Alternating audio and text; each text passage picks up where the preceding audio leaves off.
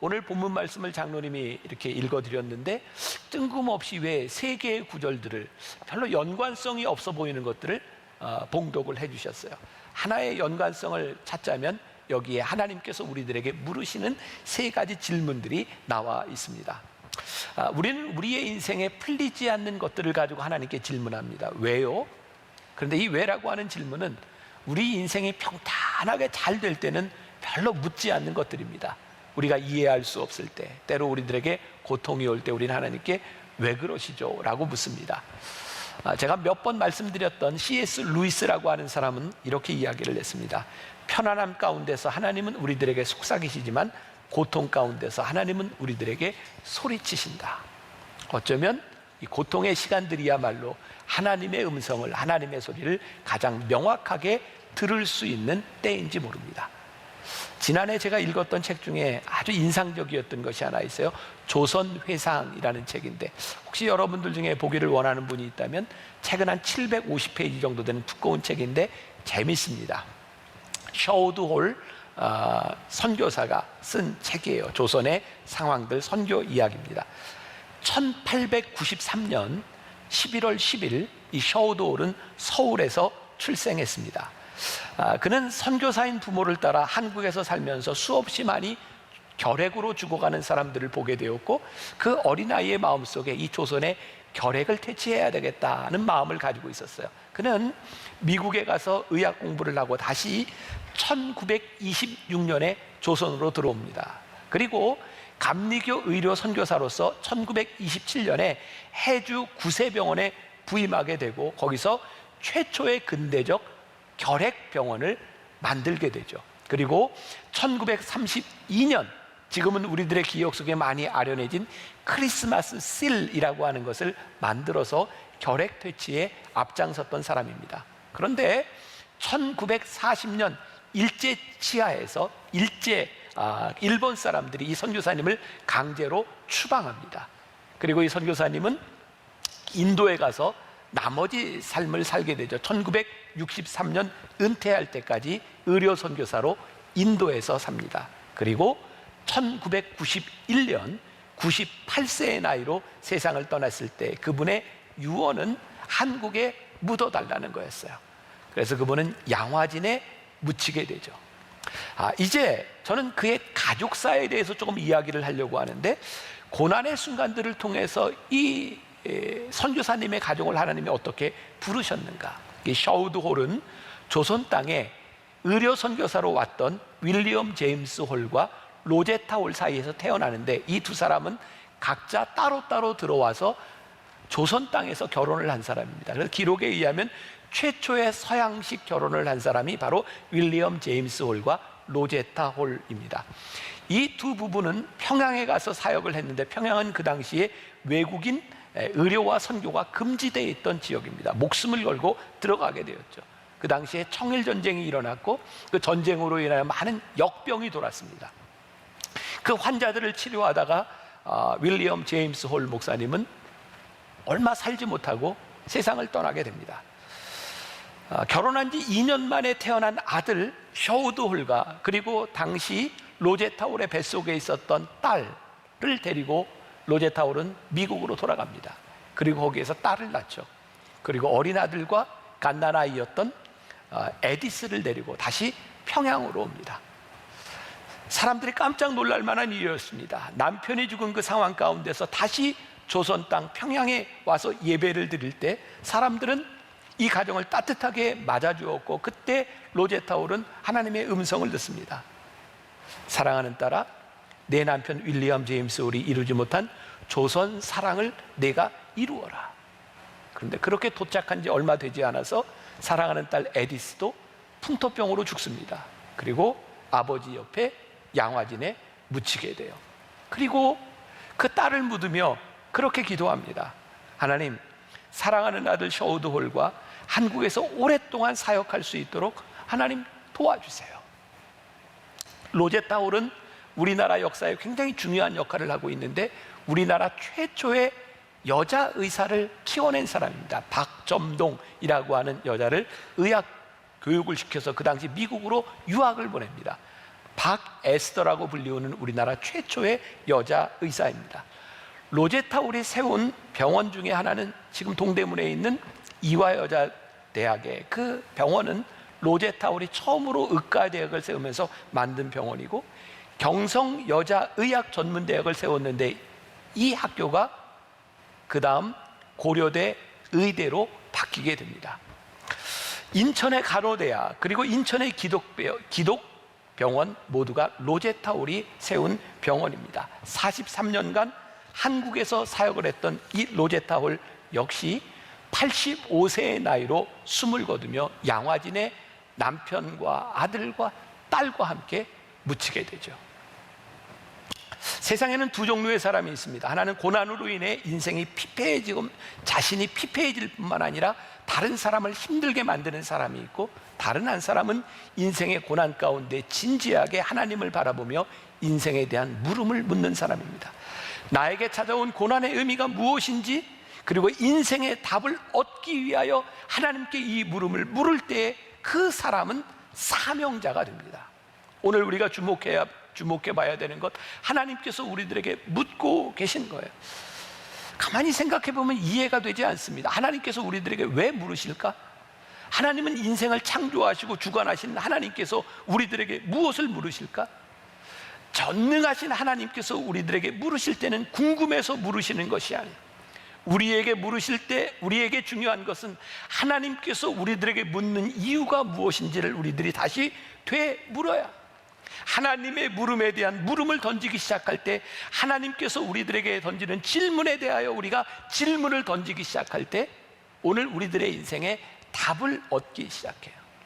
교육학에서도 가장 좋은 교육 방법론 중에 하나가 질문을 통해 성장시키는 것이라고 이야기를 해요. 저희 교회에도 새로 목사님을 뽑는 인터뷰를 할 때면 우리 팀장 목사님들이 다 모여서 묻습니다. 그리고 마지막에는 그 분들이 저희에게 다시 묻도록 하죠. 참 흥미로운 것은 대답하는 것보다 질문을 통해서 더 많은 것을 얻게 된다는 거예요. 질문을 통해서 저 사람이 어떤 사람인지를 보게 된다는 거예요. 좋은 책입니다. 존 맥스웰이 쓴 인생의 중요한 순간에 다시 물어야 될 것들에서 이런 말을 해요. 질문은 꽉 닫힌 문을 여는 알리바바의 주문이다. 우리가 잘 아는 경영학의 아버지라고 불리우는 피터 드러커도 이런 말을 하죠. 컨설턴트로서 나의 가장 큰 강점은 아는 척하지 않고 이런저런 질문을 한다는 것이다. 여러분, 하나님께서 우리들에게 질문을 하시고 우리가 하나님께 질문을 하게 되는 것은 우리 신앙에 굉장히 유익한 일이에요. 그러니 여러분들의 삶에 질문이 찾아왔을 때 하나님께 질문하세요. 괜찮습니다. 제가 신앙생활하면서 느끼는 것 중에 하나가, 제가 이렇게 신방을 하면서도 여러분들 질문하세요 하면 질문들을 잘 안 해요. 근데 집사보다는 권사보다는 장로가 질문들을 더 안 해요. 이유는 뭔지 아세요? 내가 잘못 질문했다가 내 무식한 게 드러나면 어떡하나, 두려움이 있어요. 그런데요, 내가 모르는 건 다른 사람도 모르는 것이고, 질문은 나의 무식함과 무지가 드러나며 대답을 얻는 것이기 때문에 굉장히 유익한 일입니다. 하나님 앞에 여러분들의 인생에 궁금증이 찾아왔을 때 물는 것은 우리들의 인생에 굉장히 도움이 되는 거예요. 자, 욥기 1장 1절에 보면 욥에 대하여 성경이 이렇게 설명을 하고 있어요.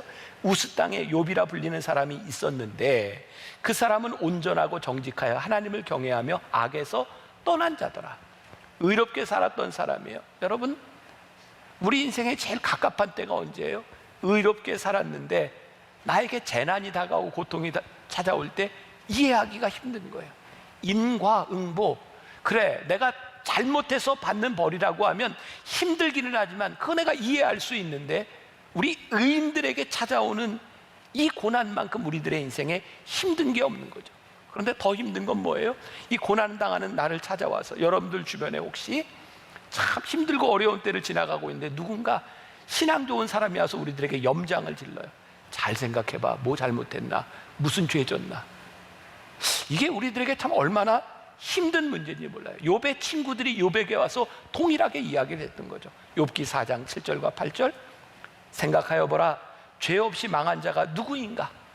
정직한 자의 끊어짐이 어디 있는가? 내가 보건대 악을 밭갈고 독을 뿌리는 자는 그대로 거두나니. 지금 이 욥의 마음이 얼마나 답답하고 이걸 어떻게 설명할 수 없었을 것 같아요.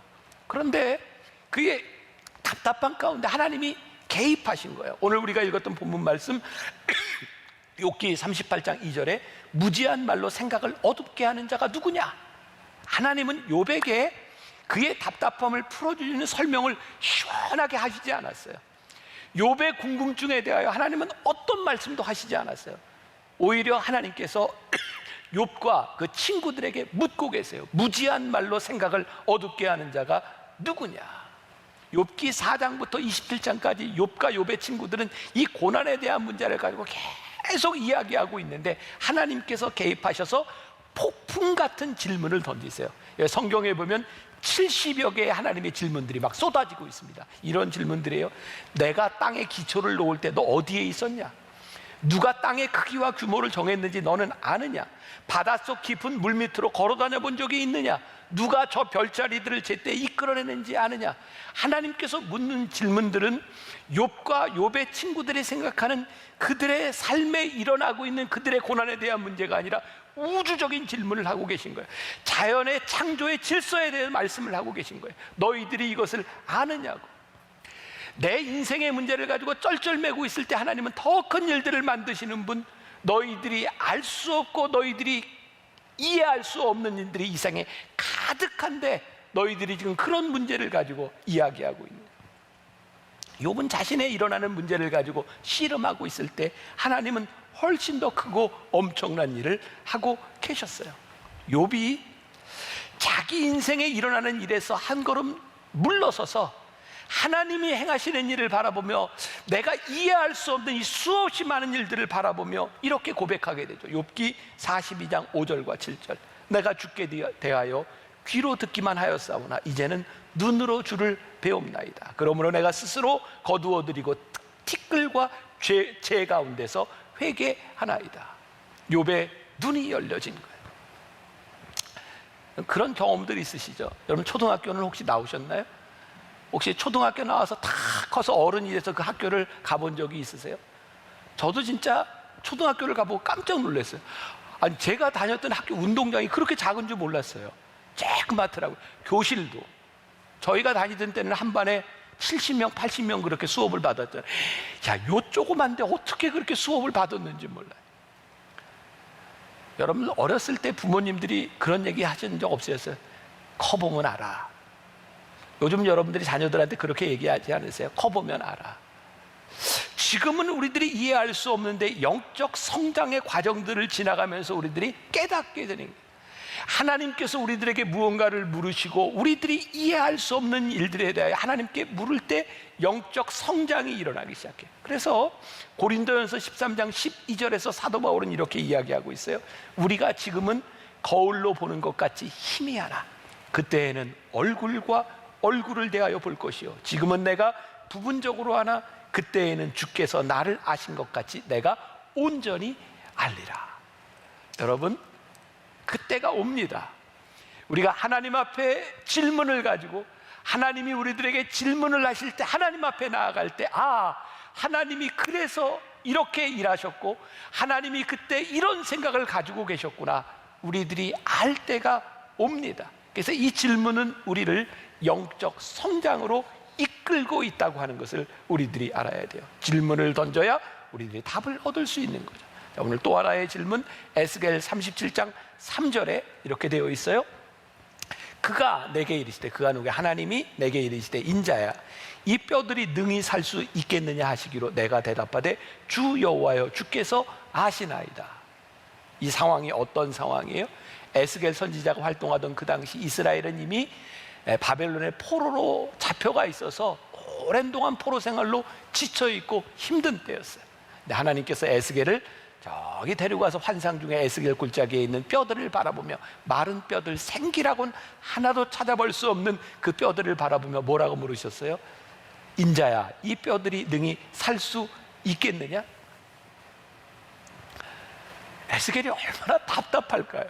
아니 에스겔에 가지고 있는 상식과 생각을 가지고 이 뼈들이 살 수 있겠느냐고 이야기할 때 에스겔이 뭐라고 대답할 수 있을까요? 근데 에스겔이 정답을 이야기하더라고요. 뭐라고 얘기해요? 예, 여호와여 주께서 아시나이다. 여러분, 하나님께서 우리들이 무언가를 물으실 때 우리들이 도저히 이해할 수 없을 때 정답은 뭐예요? 예, 하나님이 아십니다. 이게 정답이에요. 지금 우리가 답을 찾는 것이 아니라 하나님이 아십니다, 이 말이 놀라운 정답인 거예요. 여러분, 요한복음 21장에 보면 부활하신 예수님께서 베드로에게 찾아오신 유명한 이야기가 있죠. 네가 나를 사랑하니? 베드로가 뭐라고 대답해? 네, 제가 주님 사랑합니다. 네가 나를 사랑하니? 네, 제가 주님 사랑합니다. 베드로가 생각할 때 예수님이 말씀하시는 것을 아주 좁게 생각했을 때 쉽게 대답을 했는데, 세 번째 물으실 때 내가 나를 사랑하니? 라고 이야기할 때 베드로가 뭔가 대답할 말을 잃은 거예요. 그때 베드로가 뭐라고 얘기해요? 예, 주님이 아십니다. 이게 정답이더라고요. 여러분, 하나님께서 우리들에게 물으실 때, 내가 나를 사랑하느냐고 물으실 때 하나님과 우리들의 사랑 사이에 하나님이 개입하시겠다는 거예요.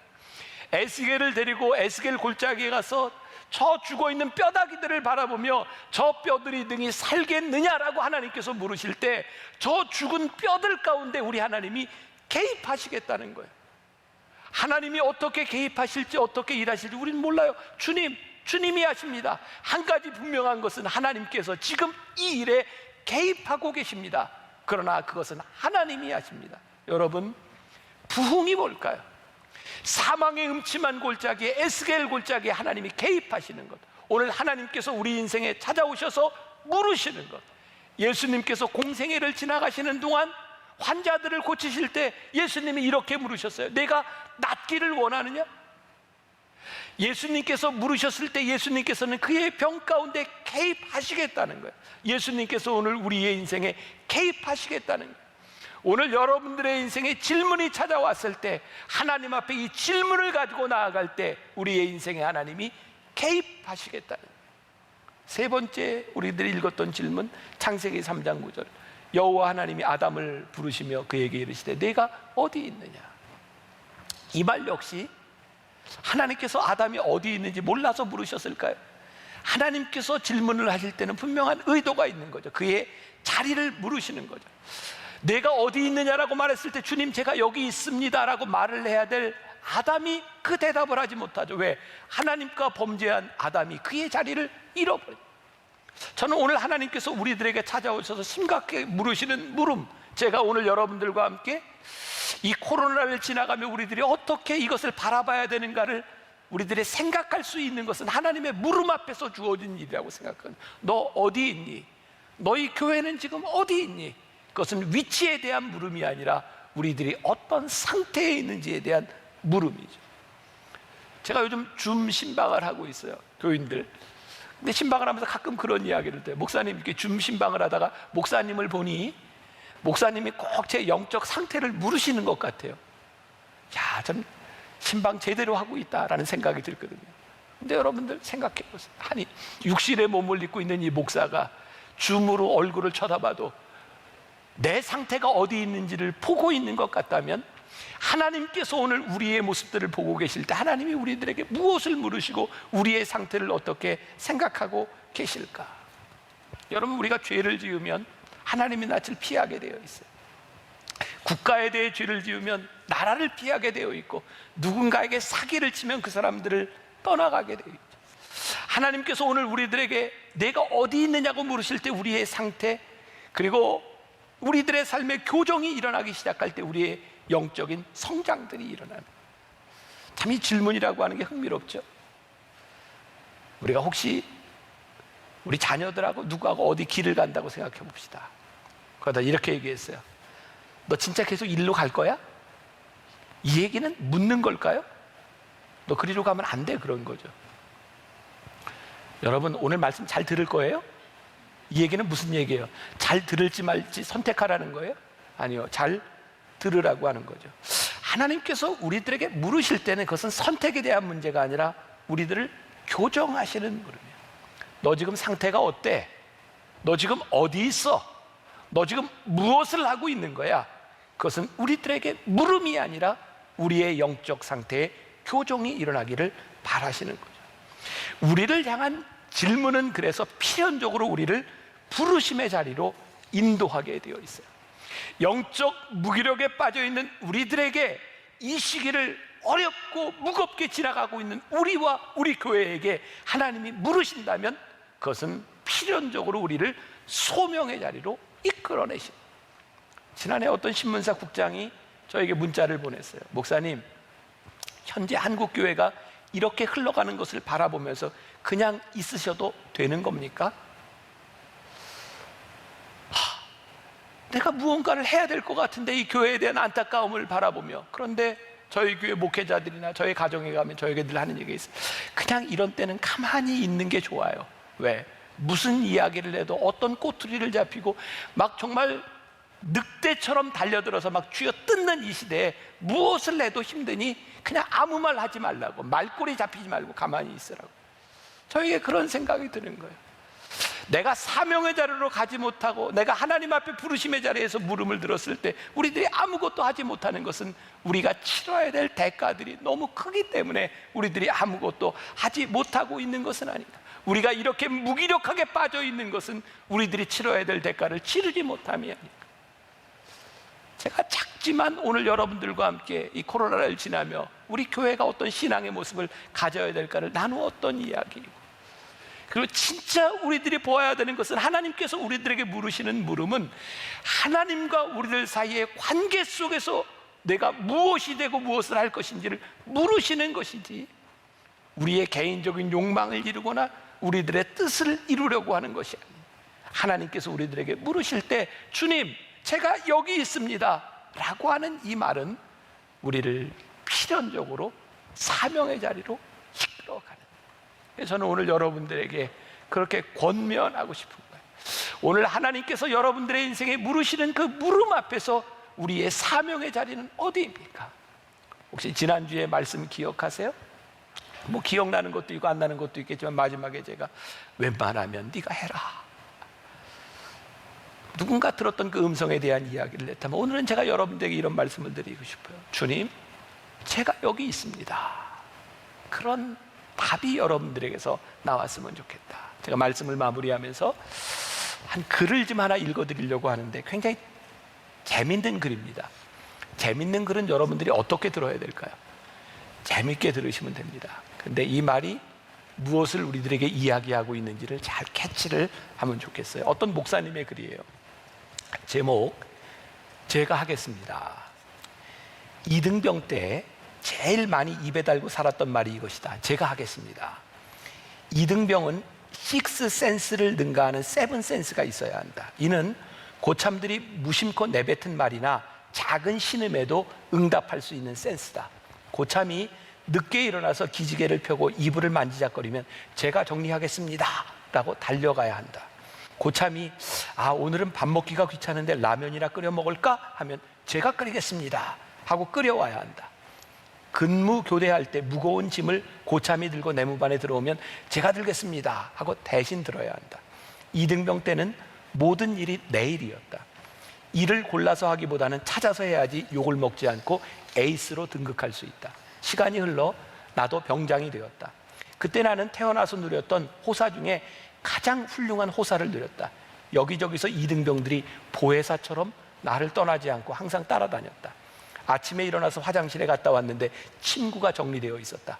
뭐야, 나 조금 더 자라고 했는데 라고 했더니 다시 깔겠습니다 하고 삽시간에 잠자리가 세팅되었다. 나는 근무 설 때 늘 책을 엄청나게 많이 가지고 나갔다. 다 읽지도 않으면서 사회에 있을 때 공부 잘했던 것처럼 보이기 위해서 그렇게 했다. 근무 교대를 할 때면 한 50m 앞에서부터 후임이 달려나와 제가 들겠습니다 라고 말했다. 내가 아니야, 내가 들게 라고 하면 세븐 센스가 없는 후임병들은 네 알겠습니다 하고 물러섰고, 그들은 내 밑에 상병쯤 되는 후임들에게 야, 한 번만 물어보지 말고 적어도 2번은 물어보라고 하며 세븐 센스 교육을 받았다. 제대하기 전 마지막 근무가 끝났을 때 내무반에 들어와 양팔을 모세처럼 들면 아론과 훌 이등병들이 달려와서 내 근무복을 벗겨주었고 나를 그대로 들어다가 내 자리까지 옮겨주었다. 과로 나는 쓰레기 고참이 아니었고 군대에서도 내 별명은 김 목사님이었다. 가로 닫고 지금까지 살면서 아마 제일 편한 때였다는 생각이 든다. 늘 제가 하겠습니다의 마음을 가지고 내 짐을 대신 지어주려는 이등병들이 주변에 가득했기 때문이다. 그 속에서 놀던 때가 그립습니다만 절대로 다시 돌아가고 싶지는 않다. 갈라디아서 6장 2절에 사도 바울은 이렇게 말한다. 너희의 짐을 서로 지라. 그리하여 그리스도의 법을 성취하라. 우리는 모두 처음 예수 그리스도를 만났을 때 이등병의 마음을 소유한다. 하나님은 그런 이등병의 마음을 가진 신자들을 사용하셔서 그리스도의 법을 성취하신다. 내가 무거운 짐을 지고 신앙생활을 하고 있는데 내 주변에 제가 들어드리겠습니다 라는 마음을 가진 사람이 가득하다면 얼마나 따뜻할까. 이등병 신자들이 많아질수록 그리스도의 몸인 교회는 아름답게 세워져 간다. 하지만 처음에 받았던 나 같은 죄인 살리신 주님의 은혜가 안 놀라워지기 시작하면 이등병의 마음이 아닌 병장의 마음이 된다. 병장 신자들이 많아질수록 그리스도의 몸인 교회는 골병이 든다. 우리는 처음에 우리를 만나 주셨던 십자가의 은혜를 기억하면서 이등병의 마음으로 낮아져야 한다. 사회적으로 갑질 문제가 매우 심각한데 교회 안에서도 영적 갑질이 심각하다. 영적 갑질이 무엇인가? 내가 너보다 기도 많이 하니까, 내가 너보다 하나님이랑 많이 친하니까, 내가 너보다 많이 성경 아니까, 내가 너보다 섬김의 연수가 오래되었으니까 고로 너는 조용히 있어야 해. 어디서 병장 신자가 말하는데 이등병 신자가 나대. 이게 교회 안에 일어나는 영적 갑질이 아닌가. 교회는 군대가 아니다. 교회에서의 최고 자랑은 연수가 아니라 그리스도를 닮은 인격이다. 그리스도의 사랑으로 살리는 을이 된다면 그 사람이 진정한 영적 갑이다. 벼는 익을수록 고개를 숙인다고 했다. 아직 숙이지 못하면 익지 않았기 때문이다. 지금은 서로 갑질할 때가 아니라 갑절의 사랑을 구해야 한다. 우리 서로 사랑하자. 참 좋은 글이었던 것 같아요. 제가 하겠습니다. 제가 여기 있습니다. 그때의 마음으로 돌아와서 하나님이 우리의 인생에 물으시는 그때 우리들이 대답하고 그 물으심 앞에 나아갈 때 우리가 사명자가 될 수 있다는 것 기억하면서 오늘 여러분들의 인생에 찾아와 물으시는 하나님의 물음 앞에 제가 여기 있습니다. 대답할 수 있는 거룩한 주의 백성들이 되시기를 주님의 이름으로 간절히 축원합니다.